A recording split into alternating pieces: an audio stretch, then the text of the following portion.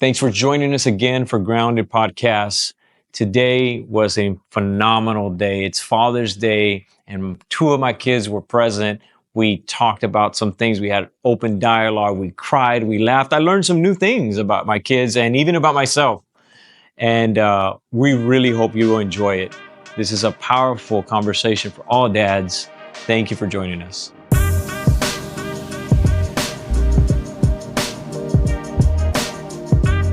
Let's get started.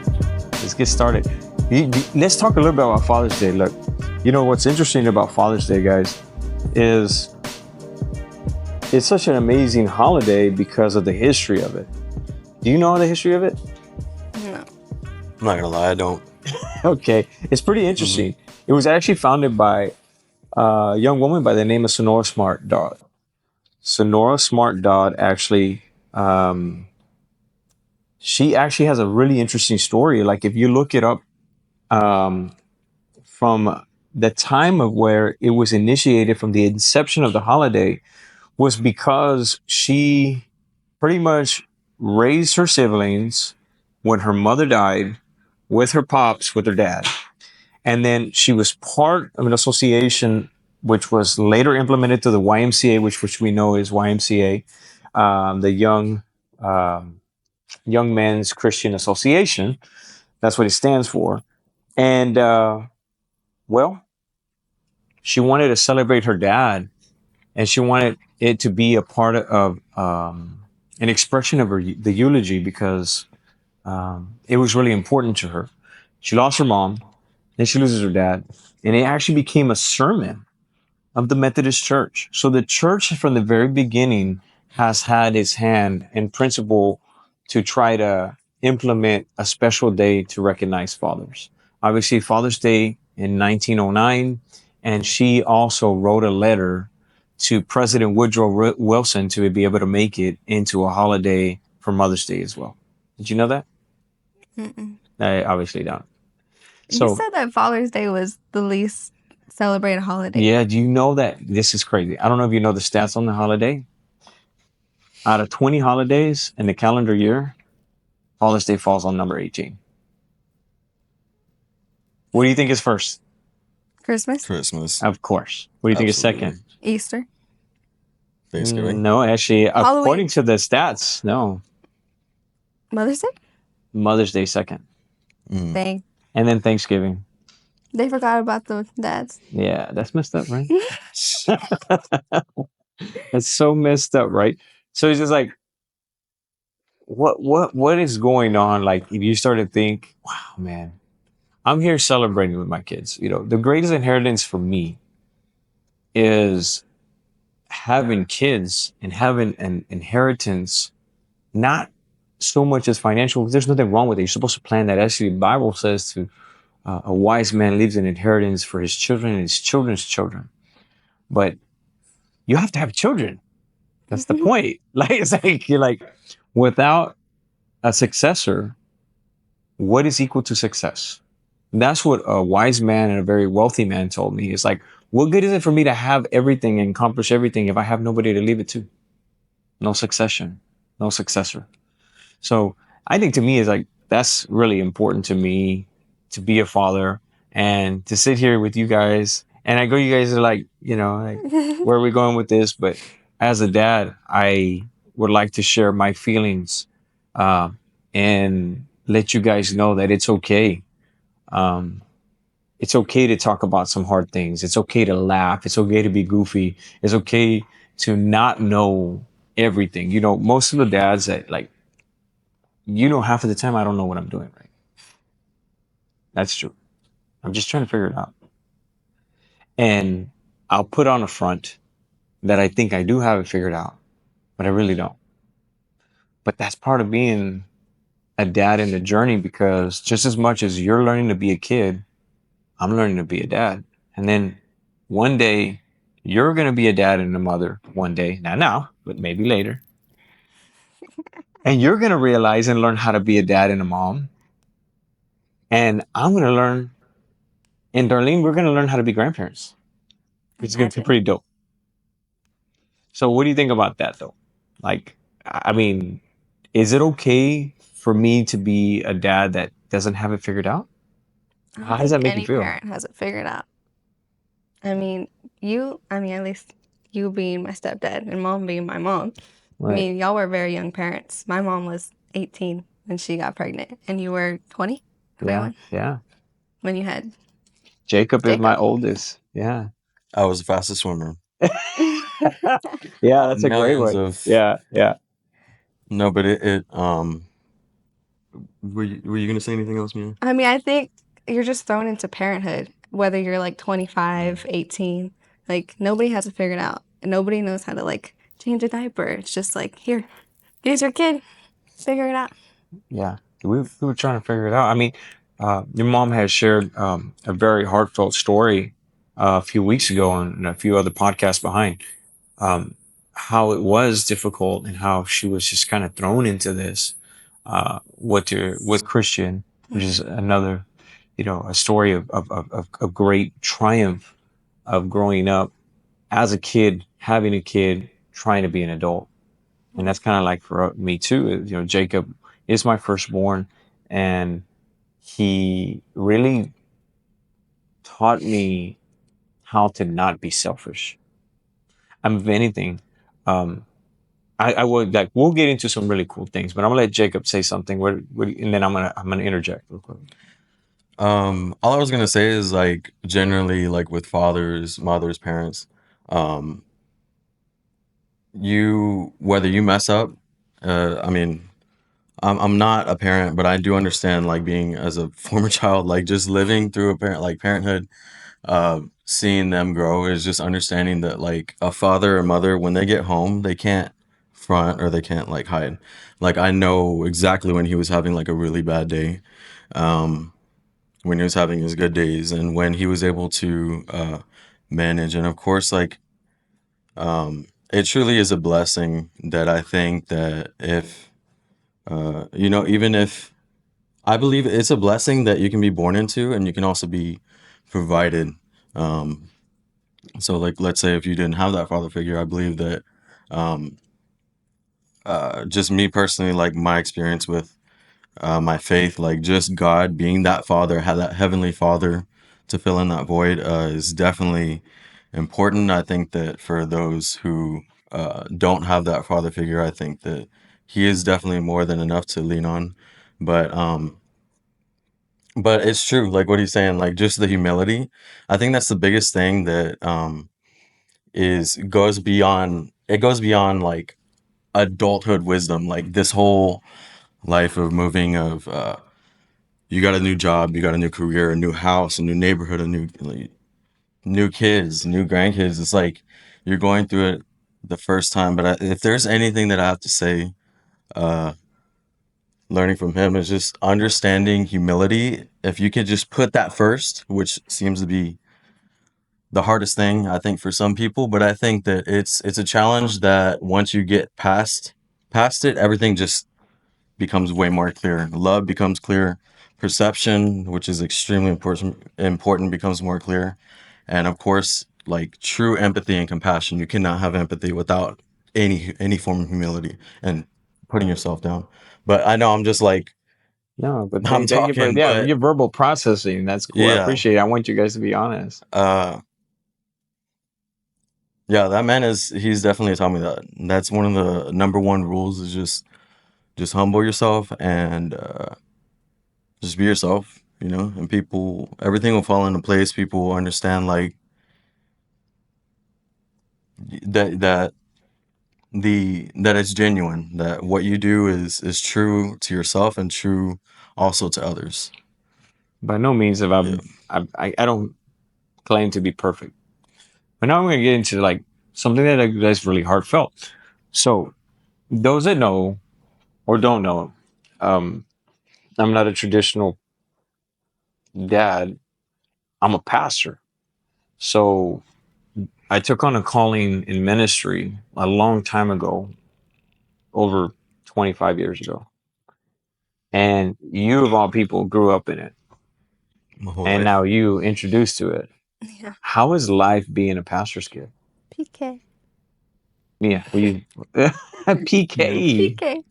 How's I that? always tell people I'm a PK. They're like, "What is that?" I'm like, "Pastor's kid." They're like, "Oh." Oh, snap. They're like, "I can't handle that." Really, how have you been able to handle that? I mean, I think it's pretty hard because you're always, I feel like there's a lot of expectation, especially for me living under your roof.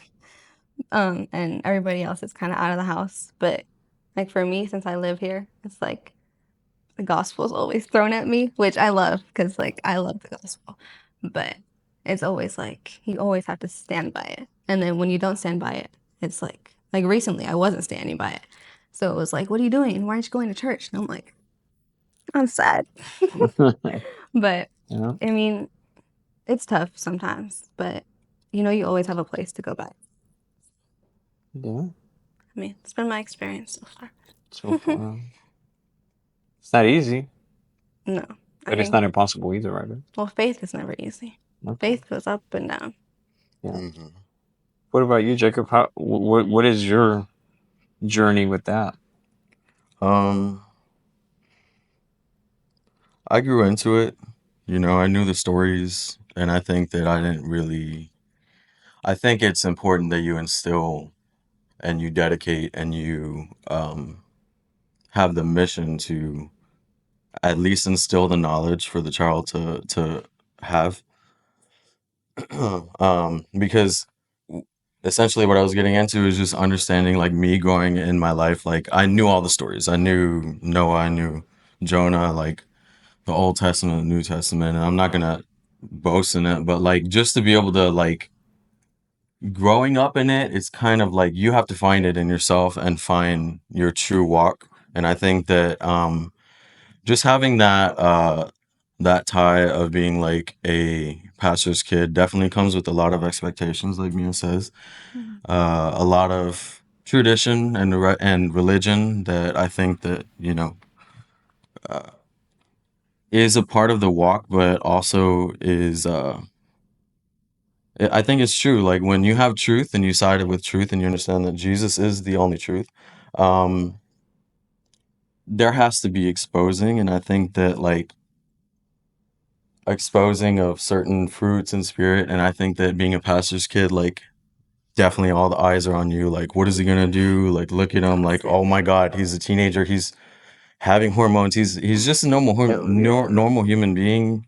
The same thing with daughters, sons. Like, it's just generally, I think that it's just a matter of it's definitely challenging, but with everything going on, I think it's essential to just find who you and your faith and your walk is, Yeah. and You it always find your just way back. yeah, it makes sense. It makes sense of why your parents did it Yeah. because it's the same reason why uh, you have parents to sacrifice and get up every single morning to provide to get you in a home to get you a better life. That's exactly what he did. So Now, here's the thing, the scripture tells us in Proverbs, train up your children in the ways of the Lord. So when they grow old, they will never depart from it. That was instilled in my life as a pastor's kid. It wasn't that easy. I had a lot of questions. I wondered why, my parents were so sold out into this, what they believed to be truth. And then what I embraced to be truth, but not to be judgmental. Um, not everybody gets it right. There's a lot of us that are in church and we're doing the best we can with what we have.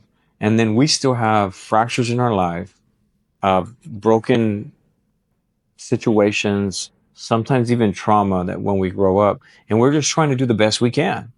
And the only truth that we could basically found consensus or stability was God. That was the only thing that kept us. Now, the byproduct of the religion and the judgment of people looking at you and, oh my God, look, that's a pastor's kid. Look what he's doing and this, that, whatever. Or they used to say in Spanish, this I'll say it in Spanish because it said, hijos de pastor son hijos de los peor. They would always say that because the pastor's kids are always the ones that would always rebel. They were the worst ones. They were the ones that always did the wrong things. And you got to understand that there were so much scrutiny about it. There's some kids, they couldn't handle it. including myself. That's when I walked away from Christ, and then I found my path back.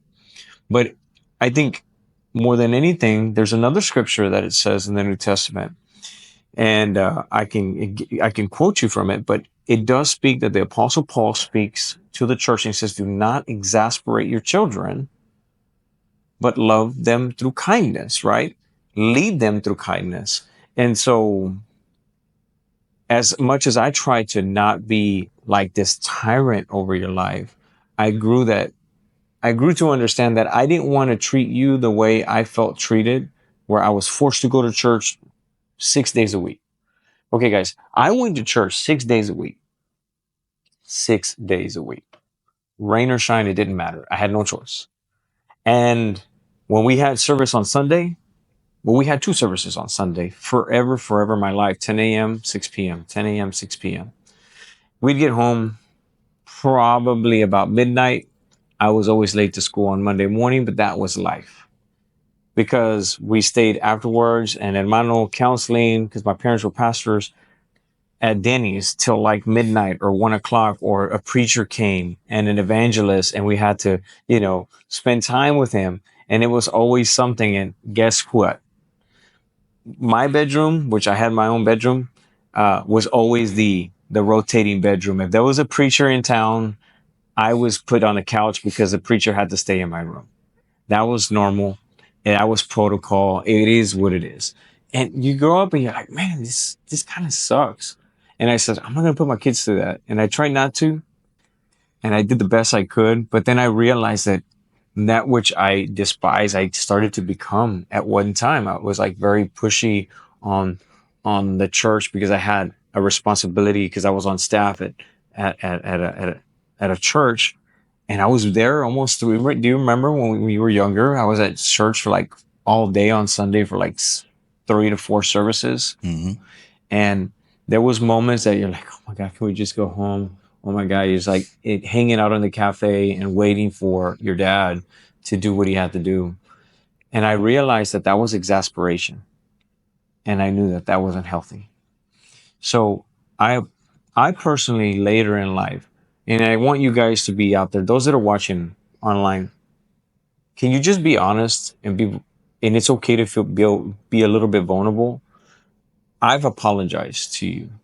You're a witness that I'm a man that I said, I got this wrong. I'm sorry, son. I'm sorry. I apologize when I'm wrong because that shows humility for me to say, look, your feelings matter. And I didn't have it right and I was out of line, or I was upset, or maybe I was having a really bad day and I yelled at you at the wrong way. And I think that it's okay to do that, in that builds a good relationship. And rather than being the person, like, I know some of us grew up with our parents that said, you know what, do as I say, and that's the end of it. No argument. Have you ever heard people say that? Yeah. Yeah. And then you would ask, like, why? You say, just shut up. Just do it because maybe you're like, because I told you to. My way or the highway. Yeah, my way or the highway, right? And yes, parents have to be firm. But then if you get it wrong, apologize. Apologize to your kids. I'm not trying to be out of line. I'm trying to tell you that it matters to them. That will become a landmark in their life. Like, wow, dad apologized to me. Mom apologized to me. That means something. And yeah, I'm just not getting off subject. It's just growing up in church. You guys are PKs, and a little bit of history from that. Okay. So Mia was introduced to my life. Mia and Christian were introduced to my life in 2019 of October. Do you remember the first time you met me? Yes. I remember you were in an Astros jersey, and I was. It Wow. was such an awkward interaction because we were living in River Oaks at the time, I think, and you and Mom came home from, I guess, a night out, the party days. It was a date. It was the party days, anyways. And I remember Mom's like knocking on my door, like, you need to meet somebody, blah blah blah. And I was like, bro, like, I have pimple cream on my face, like, I'm trying to go to bed. I don't think I've ever told y'all this. I was so annoyed because I was like, I'm ready to go to bed. I think I was on the phone with somebody too. And I was like, okay, I gotta mute this person. Let me meet this guy. And I remember I opened the door and you're like, my name's Danny Gutierrez, blah, blah, blah. And I just remember like that interaction after. I was like, I think my mom's dating an Indian guy. You thought I was Indian? Yes. Oh my. It was just like really bad lighting. And he looked really dark. And I was really like, dark? Yeah, I am dark. I am pretty dark, like, yeah. what is my mom doing? Who is this guy? Yeah. Then I got back on the phone and I was like, okay. Then you stuck around. So here we are. What'd you think I was gonna sell you like your extended car insurance? I just remember you were like, car wait. warranty or something. You were like, Hello, my how are name's you Danny doing? Gutierrez, blah, blah, blah, blah. And I was like, okay. Shut the door. That is so funny. She told me that later. That was like she thought I was of Pakistani or Indian descent. I was like, really? I'm like, dang. First of all, I'm Mexican, as you know, like a Mexican American, and yeah, I'm pretty dark. Yeah. So What was that first time that What? you knew like you liked him? Like no. Oh, when I knew he was the one. Oh, I was at the house with my friends at the time, and we were just hanging out. And my mom, I think it was our first date. Yeah, it was our first It was date. our first date, yeah.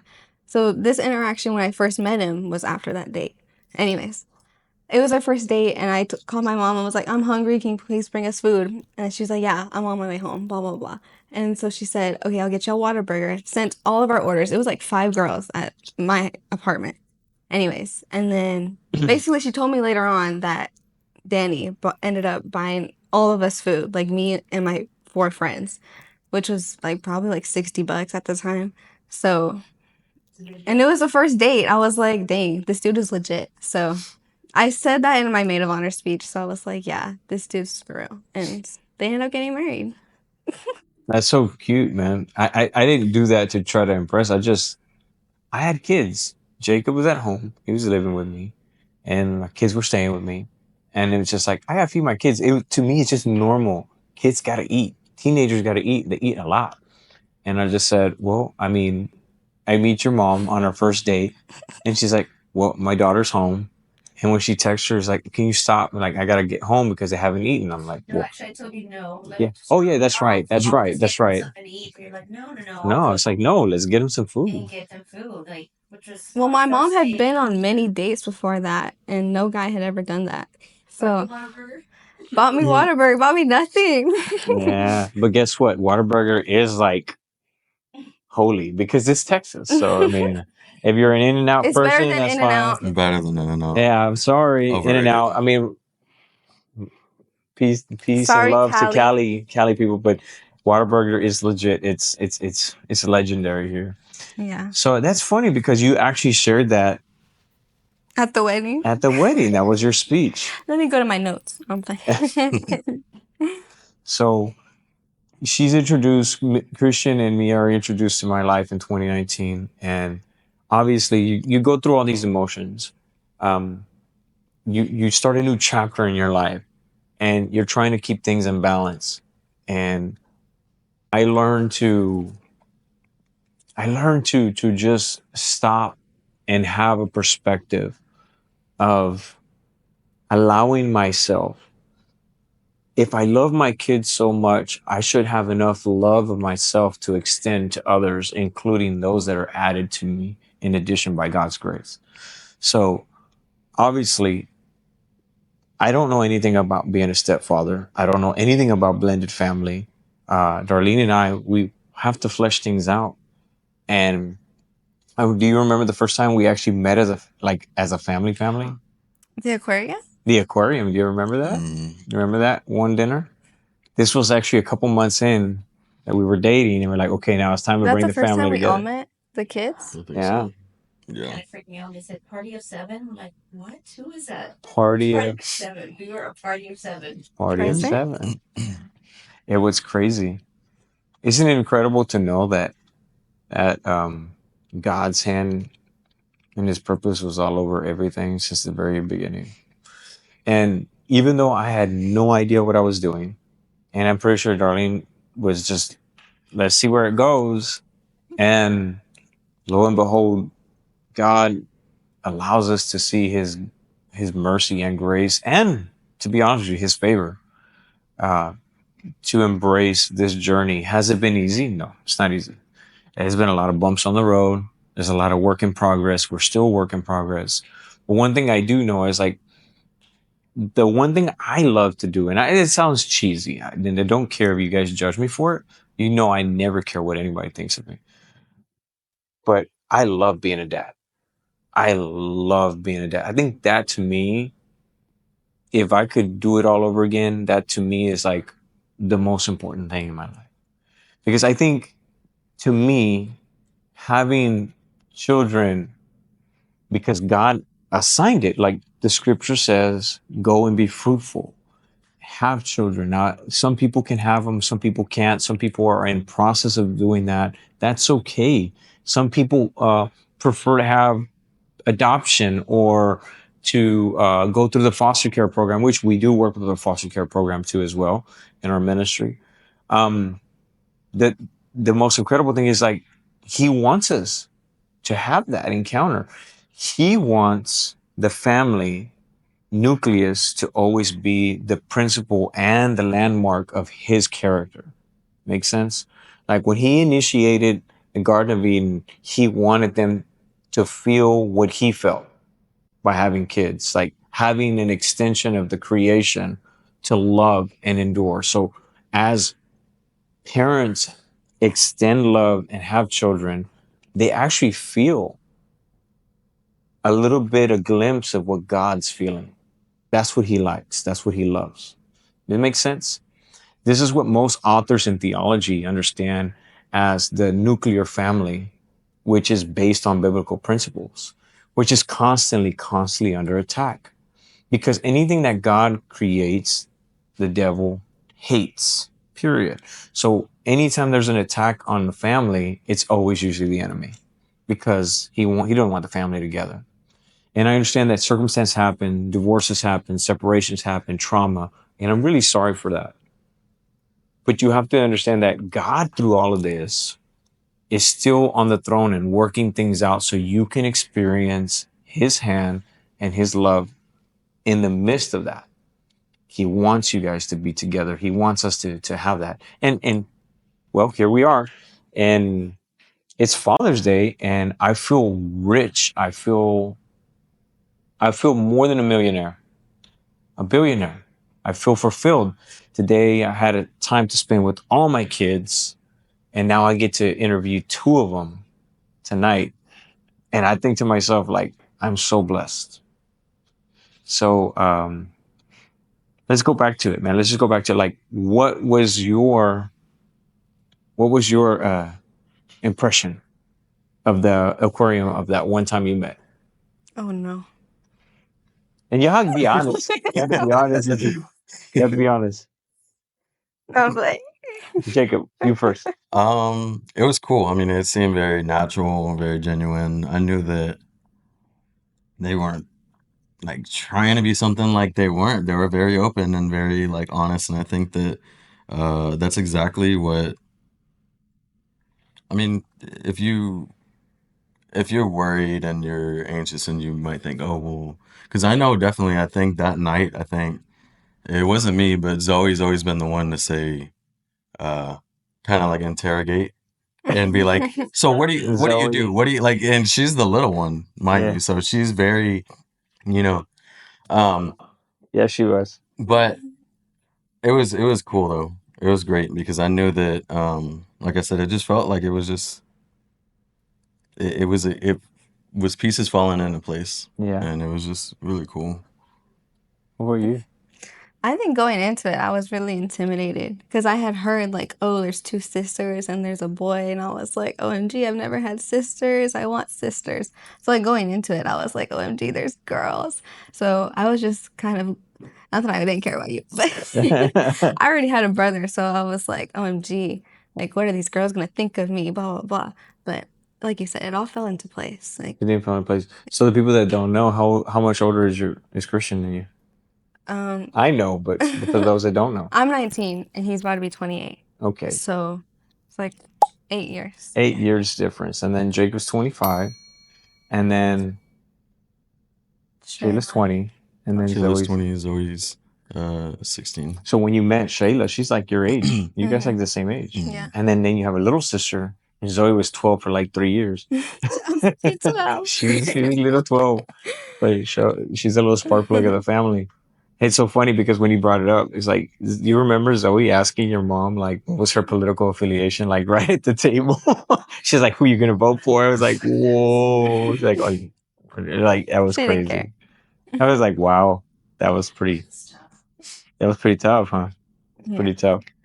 But you guys went over it and you guys learned to work it out. And you know what's so incredible? You know what was the miracle of life? The pandemic. Yeah. Do you remember doing life together during the pandemic? Being We in did lockdown? everything together. We did everything together. It's like we just met, we're getting together. I'm dating your mother, and we're initiating this life by the grace of God, and then the country shuts down. Do you remember we went to the rodeo?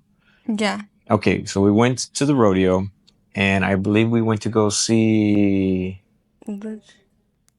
Blake Shelton. And 2 days later, the next day, that's right, the very next day, March 17th, the world shut down. And we were stuck. Isn't that crazy? We were doing everything though. I was learning how to drive. I was driving that little Nissan. Yeah. Hitting curves. Oh my. I remember that one time. It was all of us. It was right by Popeyes. Yeah. It's up to the north. Jacob, Every time I pass by, I hit the curb and Jacob got in the front seat, fixed it, and he's like, okay, get back in. You got it. Y'all didn't hear that? Oh, I Confessions? didn't know that. I hit the curb at Popeyes and I was driving and it was all of us. And then we couldn't get it out. So Jacob got in the front seat, fixed it. And he's like, okay, get back in. Oh, wow. That's so crazy. I know. I was like, okay. Slide. So we went through a pandemic, but before we went through a pandemic, we went through a freeze. Do you remember the Arctic freeze that we had no power? Yeah. When we lived in the house, and we had no power, no gas, no light. It was freezing in the house. We kept together. We went into survival mode. And then all of a sudden we went like hunting in the snow. We went hunting in the snow in Kingwood, and we would come back. And I remember cooking Hot dogs. Yeah, hot dogs and fideo on a grill because we didn't have any power, but all of our neighbors, nobody had power. It was the freeze of 2020.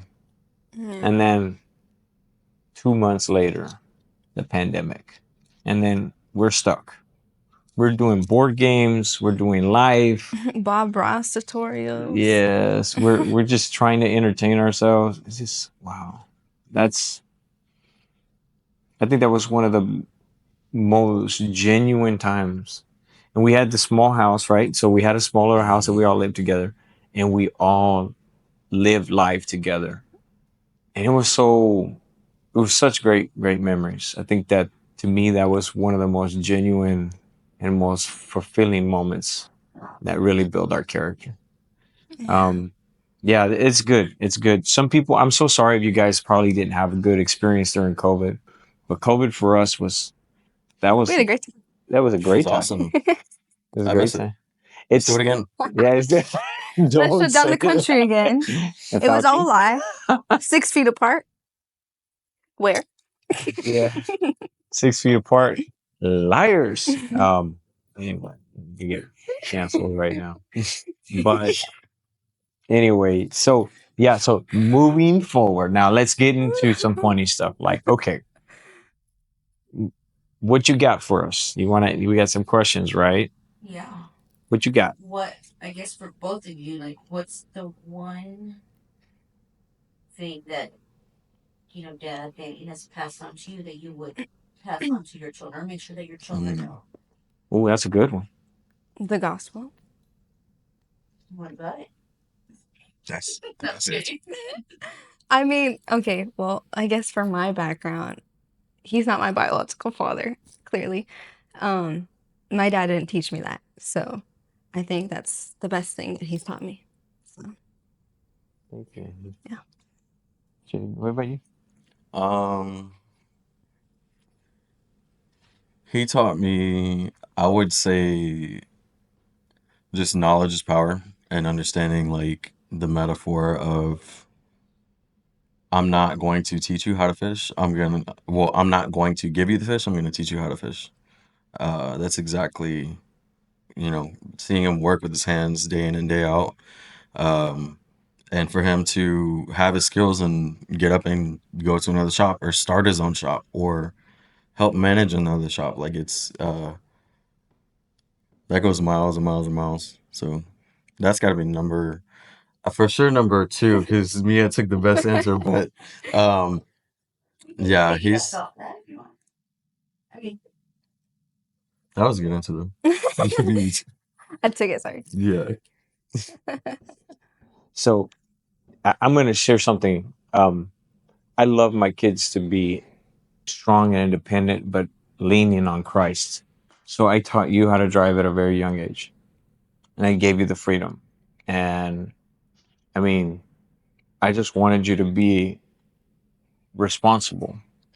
And then Shayla, and then Mia. And Mia was like, even Darlene's like, why you don't, no, she's too young. No, I'm not ready. No, this, that. And I'm like, no, she has to learn. And before you knew it, she was driving downtown her by herself to go to school every single day.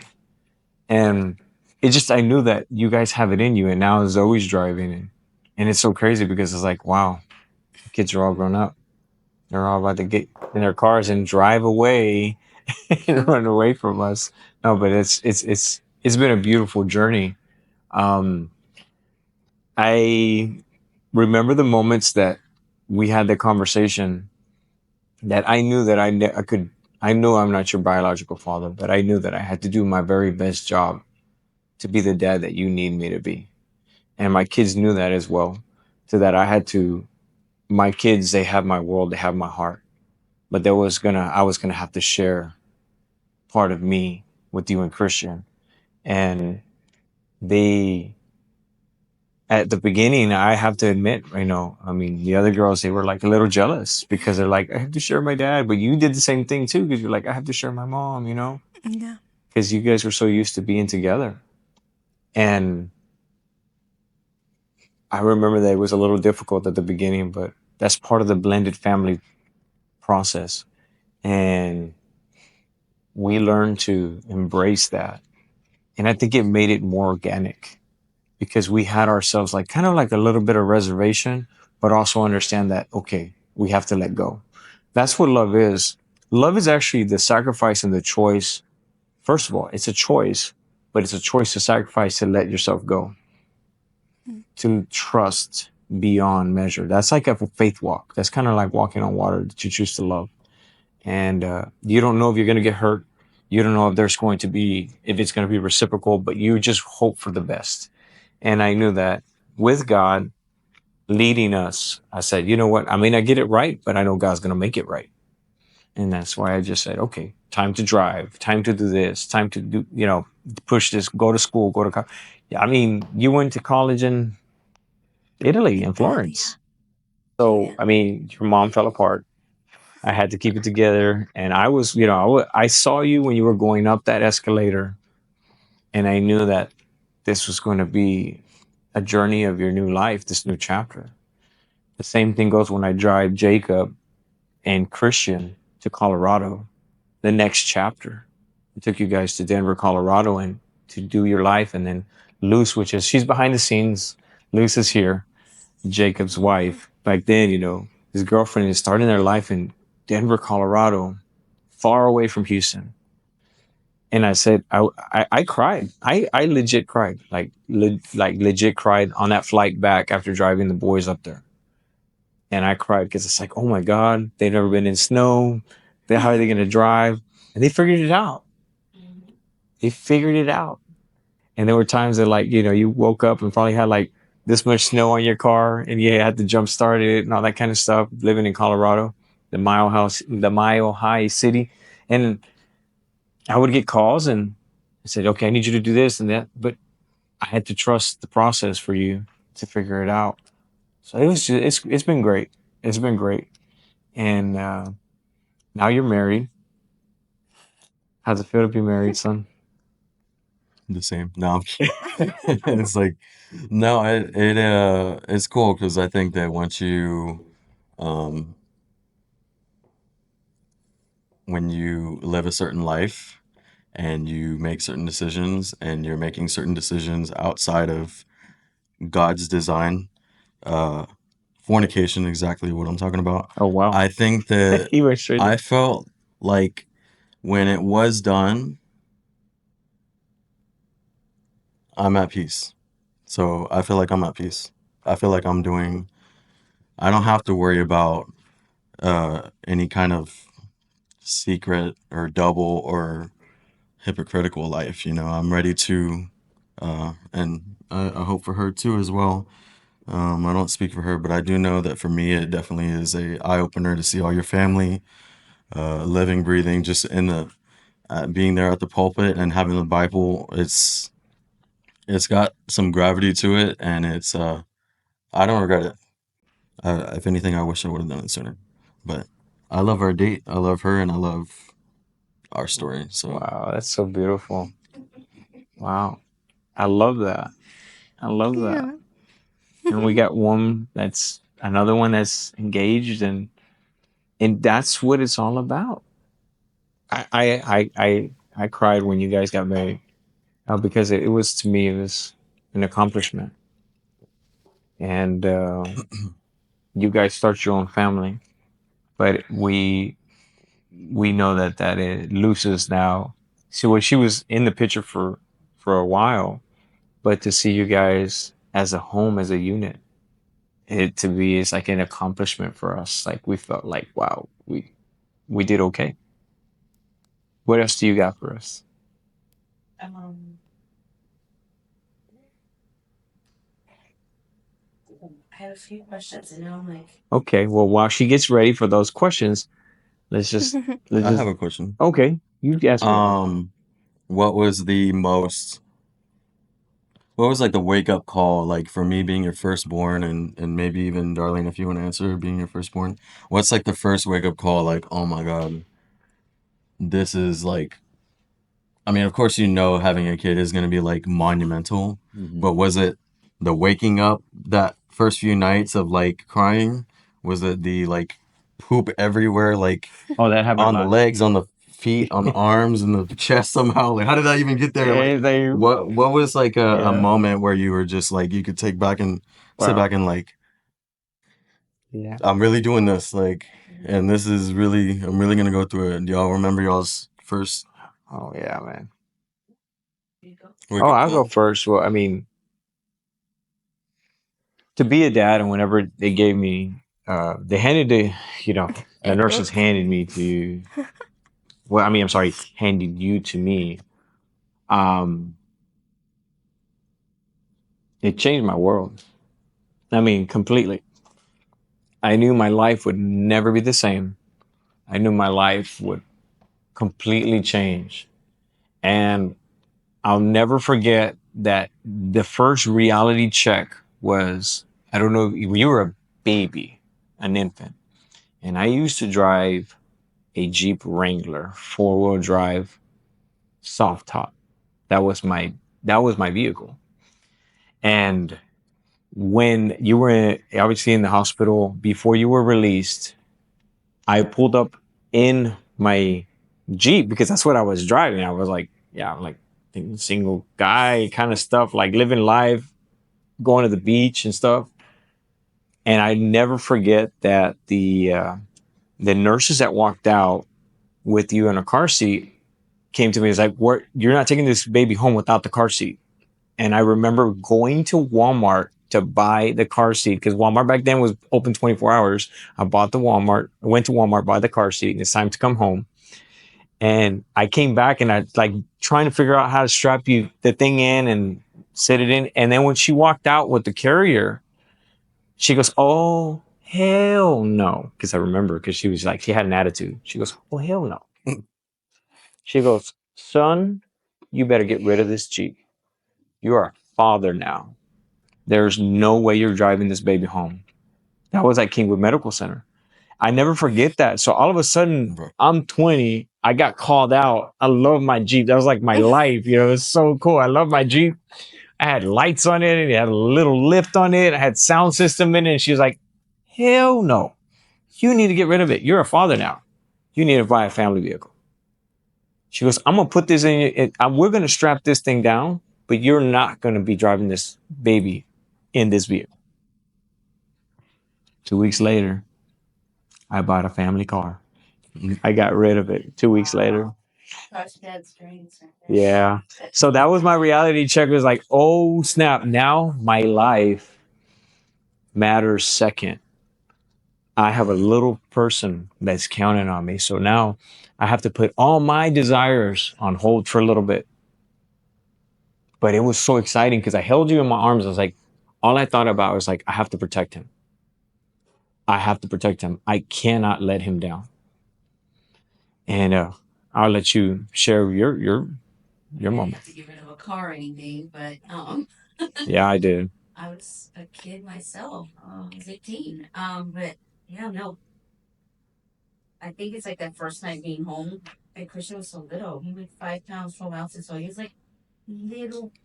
I was afraid to break him. I remember when I had to bathe him the first A little time, like, I doll. was crying. Like I said, my mom help me. I'm like, I can't do this. Like I'm gonna break him. Oh Like he no. was so little. Yeah.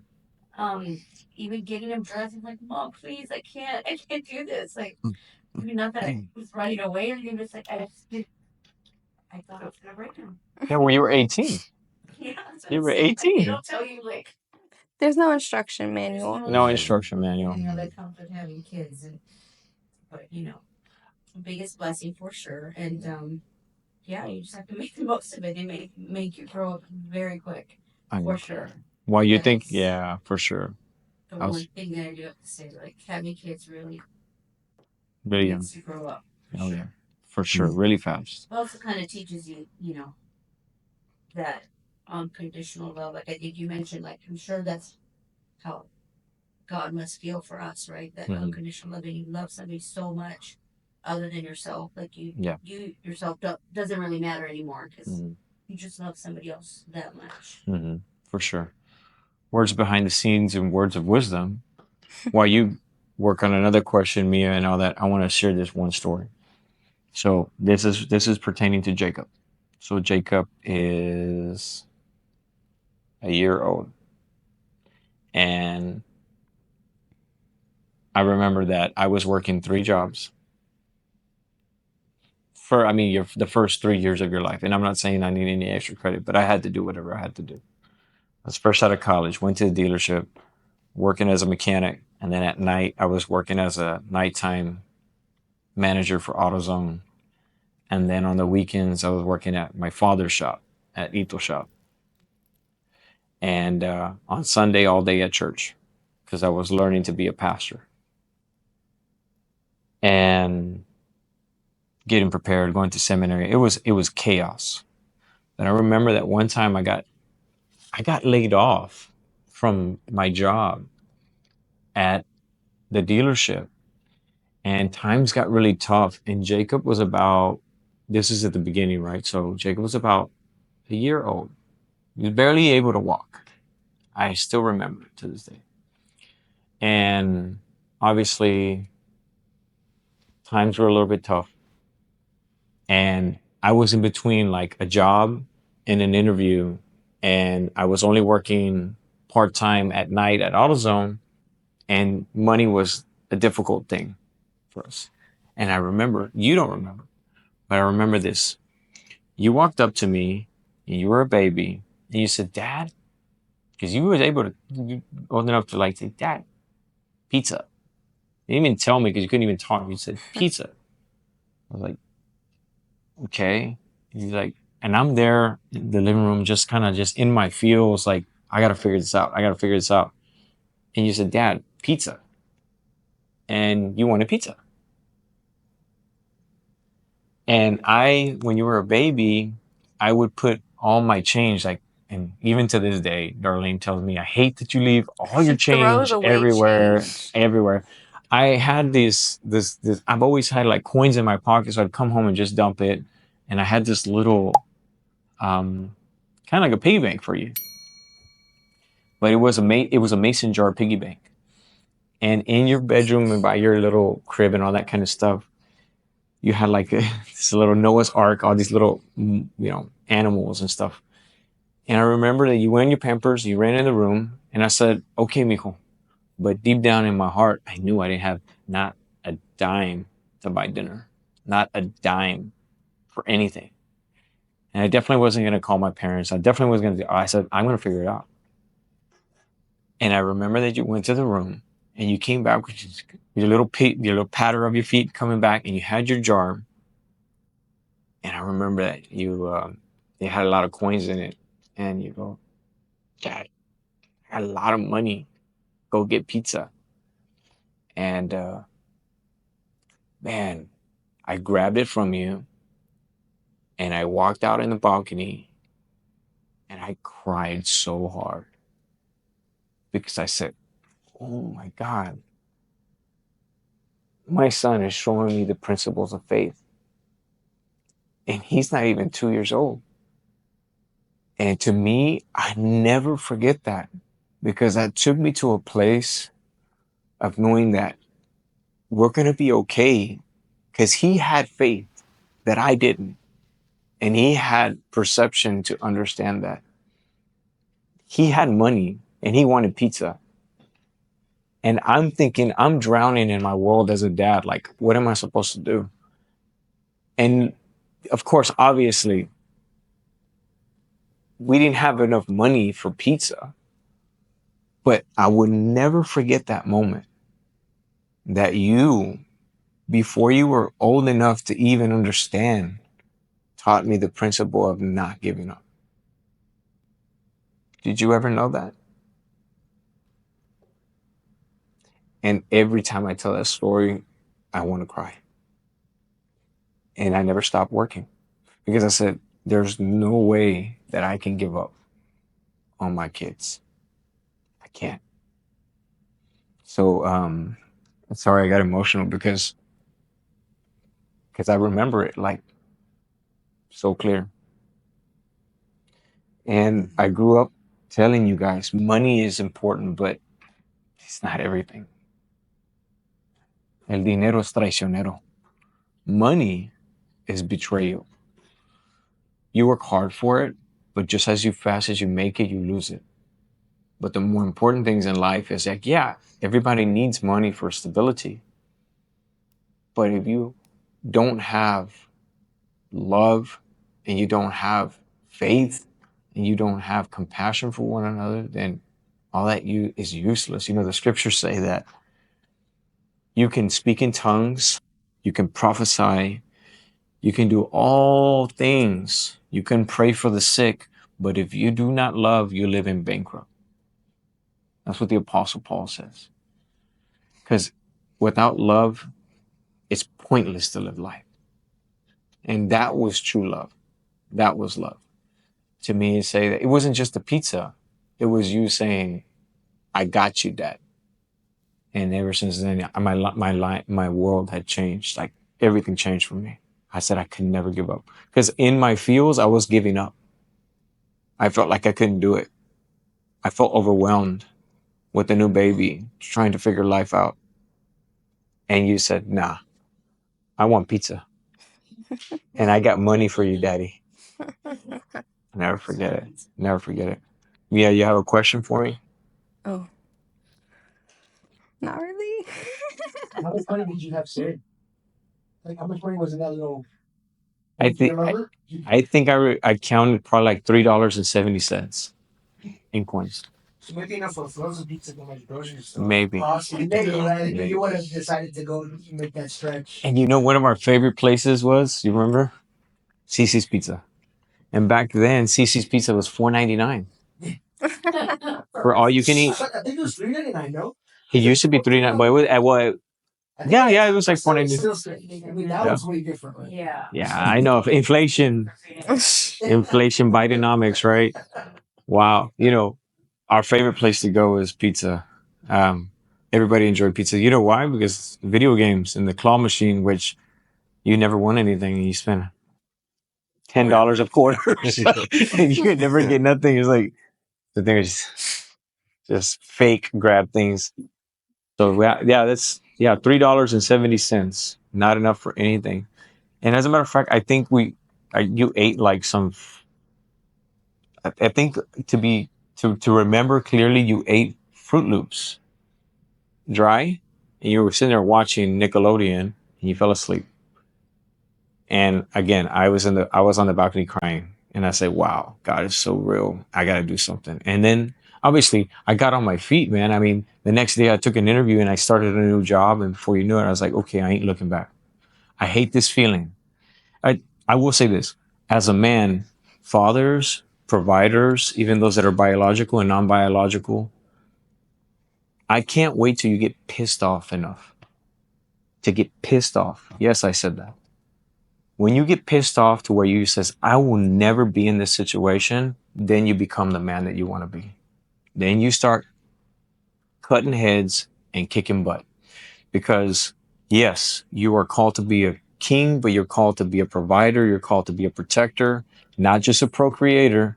Because if you have kids and you don't take care of them, I got a problem with you. Because there's some good of us out here. There's traditional guys out there. We're old fashioned. We may be old souls. We've been made fun of. As a matter of fact, we're under attack right now because, as a matter of fact, they hate us. They call us the worst thing possible. But deep down inside, as a man, you find to a point where you're like, there's a day that you're born, and there's a day that you realize why you were born. And I realized why I was born when I became a father. And I never stopped working and fighting for my family. So I want to encourage anybody that's watching this right now, and maybe it'll be that moment. Are you tired of feeling like that? Are you tired of going through situations or constantly hitting dead ends? When you get pissed off and you hate that feeling of being like, oh no, I'm here at a here I am, a mason jar with money. When you get mad enough to where it's like, I would never go back to let my son or my daughter ask for a piece of pizza and not be able to give it to them. Then you become the man that says, I'm ready to take charge of my life. So I encourage everybody to get to that point where you're mad enough, don't look back. Just make a change and do something about it. What you got? You got anything? No. No? Oh, God. All right. For kiddos. Well, not kiddos, for like grown kiddos, I guess. Young adult.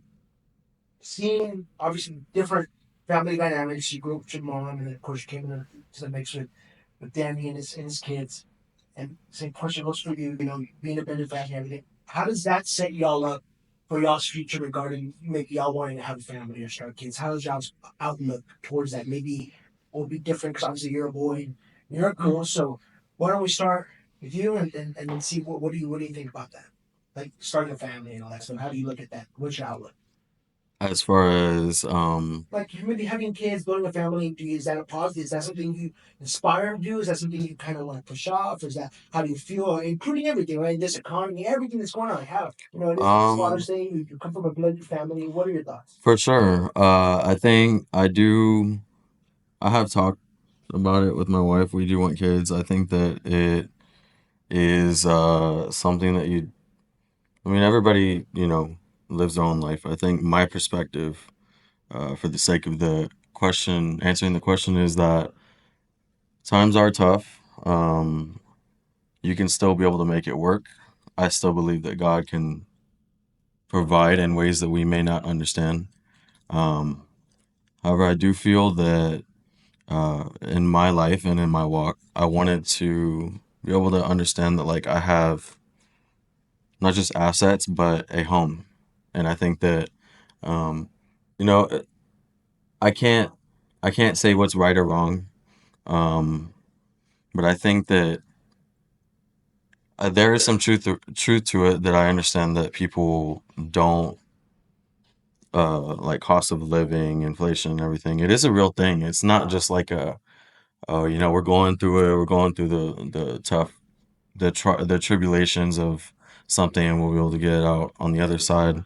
I think that it is definitely something to that has to be looked at, as far as like when you look at, you know, how things have changed between generations, how things have changed between um, just all the years. And I think that, like, I personally know that God says you have to multiply. God says, like I said, if I have to bring it to the truth, like, not to fornicate, to be uh, aligned with Him. And I think just unity is the biggest thing. Like, when you have multiple people, when you have multiple perceptions, you have multiple thoughts, and you're in a room with, your entire family, and you have that, uh, like, when you know you can share emotions with somebody, I think that's truly like the true connection. Like, when, God forbid, the dog dies, it's a part of life. Like, the dog dies, we're all gonna be like, we all understand and can share that emotion and help each other, and not just be like, oh, I don't know how it's, they can go through it, they can feel they're going through it too much or whatever. It's like, I think just being able to uh, be unified in emotion and be unified in walking through stuff of life, I think that is a blessing that you can't get anywhere else, including dogs and cats. I know that whole cat mom and Dog mom. dog mom, dog dad, but realistically, I mean, human beings are, we have free will. If we were just surrounded by a room of dogs, it would just, I mean, that's pretty depressing if you see somebody like in a room between dogs. But it's like, when you have a extended family, you have even blended family. Um, it may be difficult, but I think that's where you find the beauty of compromise. Because I never thought I would be friends with somebody. Like, if you come into a blended family and you never thought I would be, think that way of that person's perception, you never would have got that from anywhere else. So, very long answer, but No, it's cool. It's cool. It's great. What about you? Wanting a family. That was a Yeah, question. wanting a family, raising a family, the blended family. Like, how do you see your prospects for a family? Well, I want to find a husband first. Yeah, that would help. Yeah. Step one. Yeah, cool. Step one, find a husband. And then, yes, I do want a family. I want a boy and a girl, to be specific. If you're asking for specifics. Yes. Um, and then I think it'd be challenging, obviously, to raise a family now with the whole alphabet community and everything. And I went to a Catholic school my whole life. And even then, there was like lesbians in my school. So I think with the way our generation's going right now, I think it would be really hard to have a kid in a few years. And then I would consider homeschooling, depending on where my career is, because I don't think I'd want to put my kids in just like definitely not a public school, and even private schools, because I was in a private school and there's like my kids, I still wasn't safe. So, yeah, I guess yes, I do want a family, boy and girl, and homeschooling. No. Mm. Homeschool. Hopefully, I have a rich husband and I can stay home.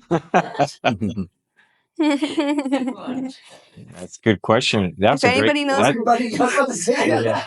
if anybody knows 20 to 26-year-old who's rich, has a degree,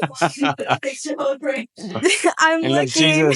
You're supposed to love Jesus first. Oh my God. And loves the Lord. Thank you. Yeah. Comment down below. Comment. Oh, wow. Now we're auctioning off the kids. We're auctioning the kids. Well, Wow. I'm the next one to get married, so Yes. See, the most impressive thing, it's a very simple question Mhm. because you guys, I didn't force this on you guys. I'm like, oh, you have to get married, you have to give me kids. I want grandkids.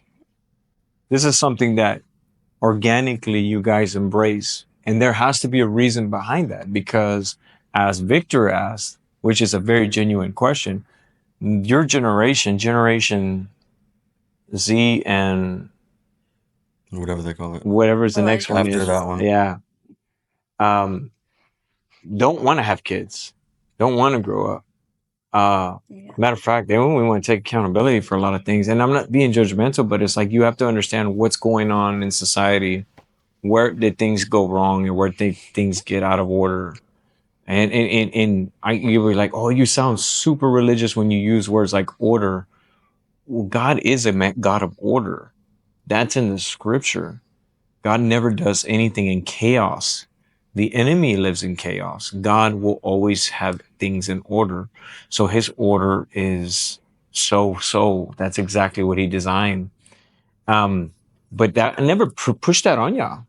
But because you've embraced, let's say, the development of love through family, you're like, yeah, I want to duplicate that. And I'm excited about that because, yeah, I mean, when the time is right, we want to be grandparents. I mean, I know I'm going to spoil our grandkids like crazy. Um, and I, That in yeah, today's world, right, where I feel like it is harder to be a parent in this day and age. oh yeah, it is. Yeah. Than when you know we were first parents, I guess. It's harder to be a kid. That is true. Yeah. It is hard. But y'all have cell phones and iPads. Can you imagine not? Oh yeah, I exactly. think it's messing us up even more For than sure. doing way more damage than we think. Okay, so then Mia was 5 when she got her first cell phone, But but that's because my okay. dad was crazy. Yeah. She said it. I mean, her dad was crazy, so she had to get her own. I had to get her phone at 5 years old, right? Not that I, but you know, it wasn't an iPhone. This It is was going like, on the internet. it wasn't a smartphone, I should say. Nokia brick. Or Junior, when you had your first I was 13.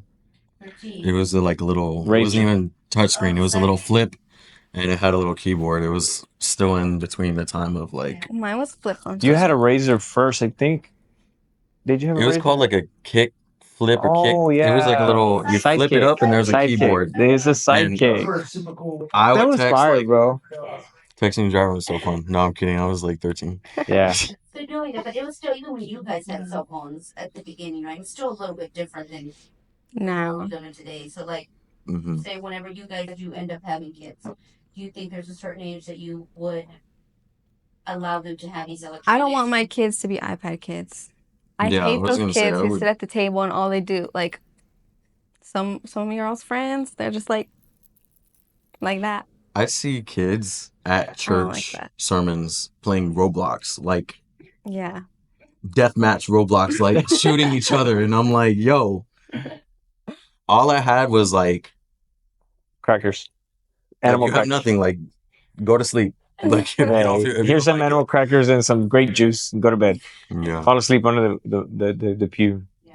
it's definitely a different day and age. That's so crazy, man. It's especially like with, I mean, kids are just so smart. I mean, they're developed so fast. Like, and then if you give them YouTube, Roblox, Instagram, like Coco they Melon. know how to do everything. Like you see them scrolling, you see, I'm like, dude, like that's crazy. Have you seen Because videos? think about like, Yeah, it's so crazy. Have you seen the new videos? Technology. The videos that they actually, they're scientific videos. You can look them up on YouTube. You can find anywhere. There's children that they remove the devices from them like abruptly, and they're asleep and they're literally asleep and they're like this, invisible, doing this while they're asleep because they've been instilled like the dopamine is in their brain while they're sleeping. They still have their hand and they're going like this. There's actual videos of scientific evidence that, yeah, that it has triggered the kids to not be able to disengage from this thing. That's why It's all these crazy. kids have ADHD and anxiety. I was just about to say that. They can't focus. It's All the scrolling. I mean, I'm glad you guys recognize it because it is disheartening to watch. Anytime you go to Yeah. a restaurant, you see a kid, whether they're 2 or 1. I mean, the parents are spoon feeding them because they can't take their hands off. Of they're forgetting about their meal. Like they're less focused on their meal. Like, I mean, it's like even like occupational motor skills. Like, Yeah. you can't even get your own spoon Mhm. to feed yourself because you're holding an iPad like during dinner or lunch. It's so No, have you heard of the iPad adults? Those are worse. iPad adults. iPad adults. Yeah, that's They'll kind be of at like the table with their phones. That's embarrassing. That's embarrassing. You know what's more embarrassing?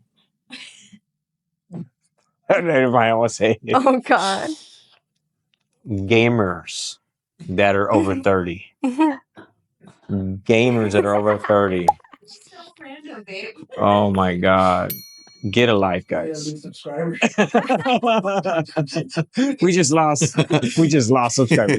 No, I'm just joking, guys. Like seriously, I just wonder. There's a real Okay, life. I mean, I know we have to start wrapping up, but Yeah, we got to wrap up. is there anything that you would want to ask Dad, like that you don't know about him? Ooh, Mm. that's scary.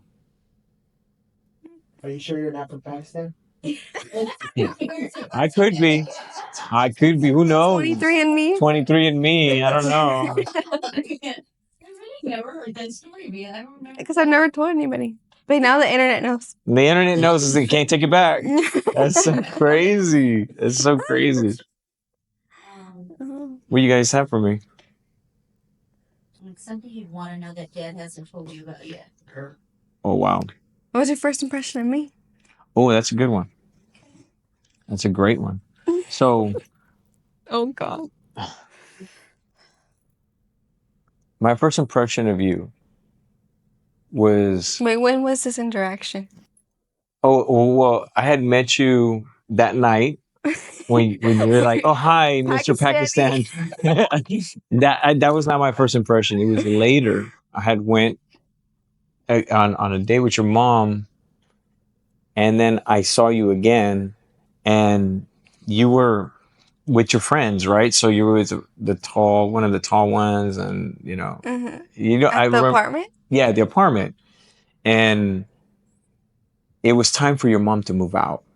So she needed help for me to move her out. And I was like, yeah, sure. I mean, 30 days after dating, yeah, I'll help you move out. I got a truck and a trailer, and I don't know what I was doing. I had no idea what I signed up for. But then we got a lot of chance to see. You remember loading up the truck and all that stuff? Then I really got to know you because we're setting things up, helping the movers. I'm going into your room, carrying all. It's like the first impression of you blew my mind because it was an extension of your mother. Over 150 pairs of shoes that your mother had, all these clothes, and then I was loading your stuff in your room, and I was like, oh my God, she's exactly the same. So I thought to myself, my first impression of you is like, they shop a lot, and they probably spend a lot of money. This is going to be expensive. That's the first impression. I was like, this is going to be high maintenance.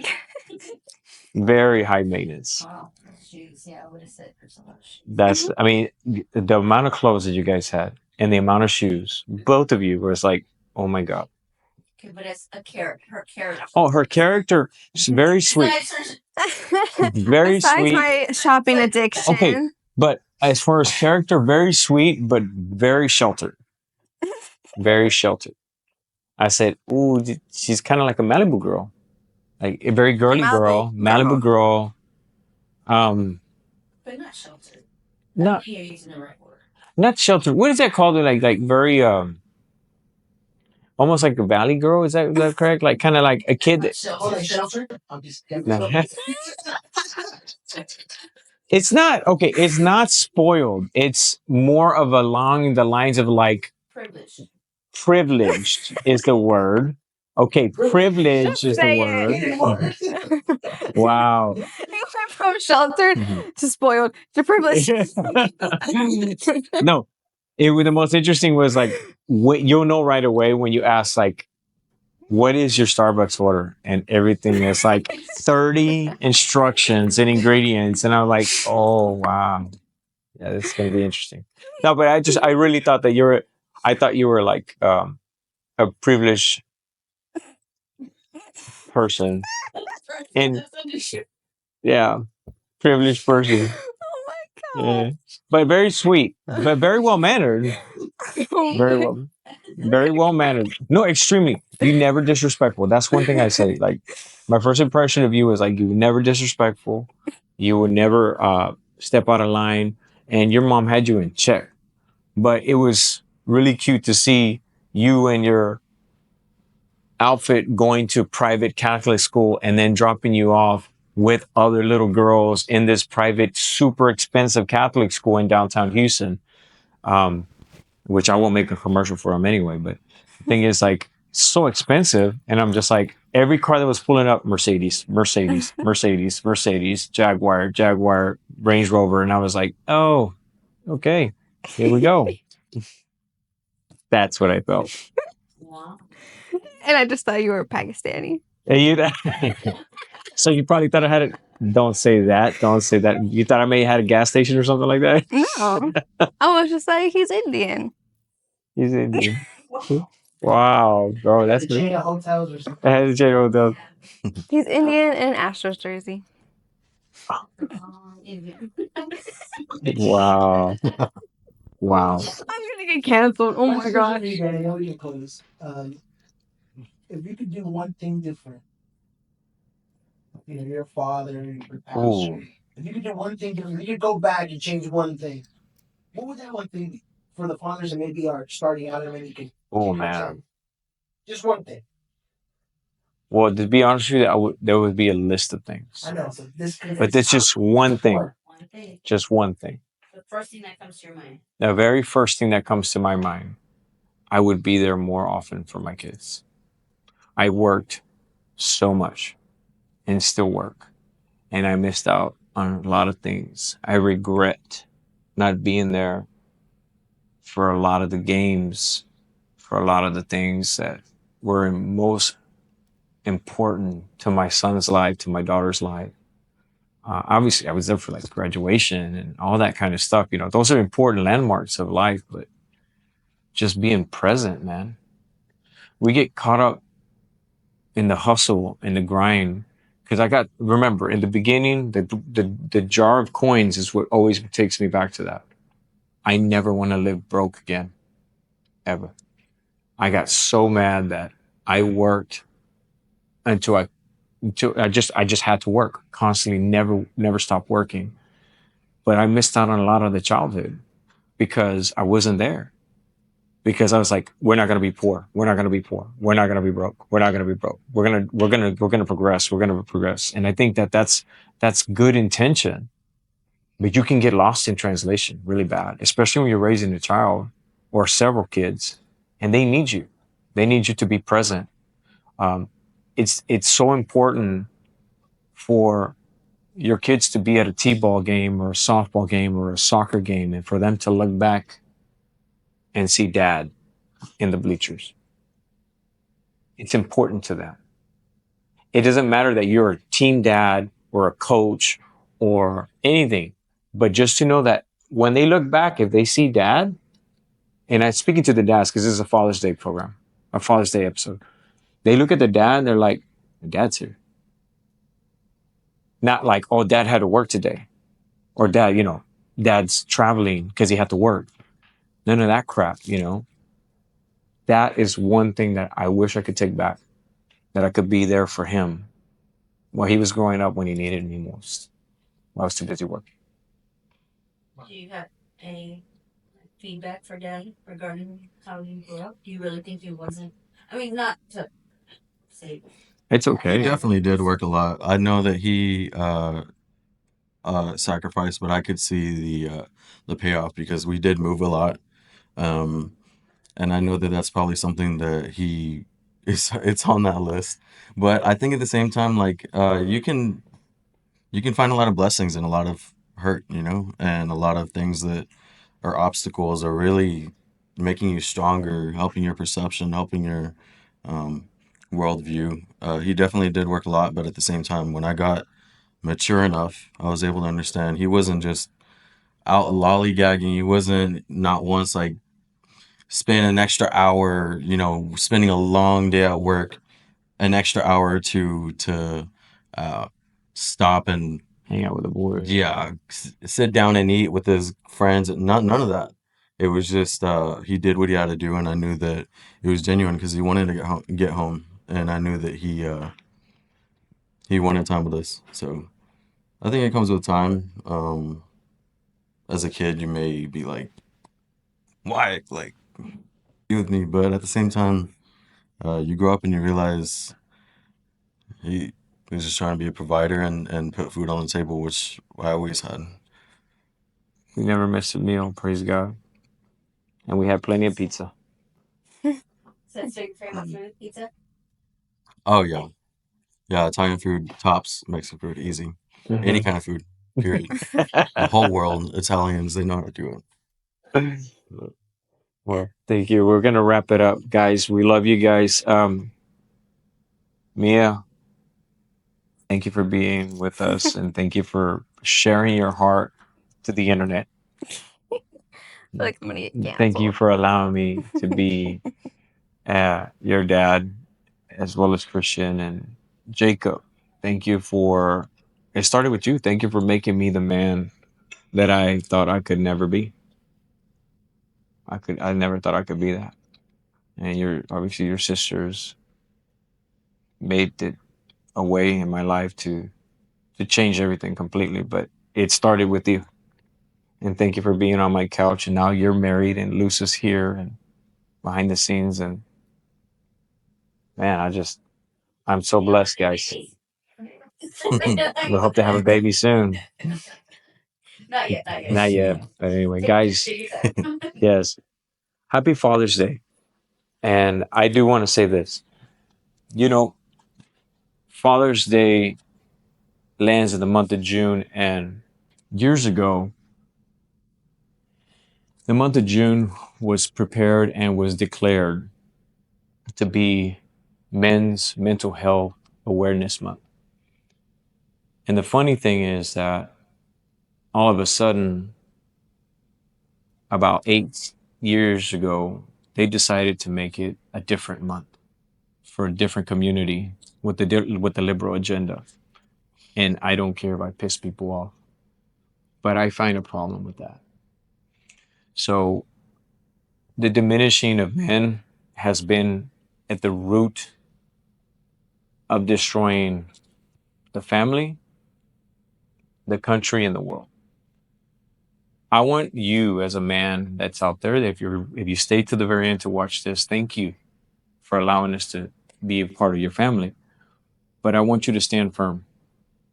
I want you to love your kids, and I want you to be unapologetic when it comes to raising them with godly values.